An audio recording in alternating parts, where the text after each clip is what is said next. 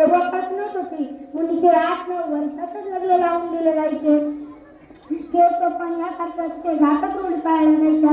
त्या काळी आपल्या सावित्रीबाईंचे पण लग्न झाले. बघूया सावित्रीबाई यांचं ते लोकमत कसे सांगतात. सावित्री, झालं का तुझं आवरून?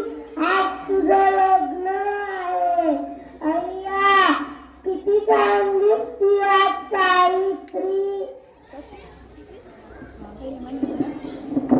चला चला मंडळी, आज आपल्या ज्योतिरावांचं लग्न आहे. चला चला मंडळी, आज आपल्या ज्योतिरावांचं सावित्रीसोबत लग्न आहे. सुमंगल सावधान.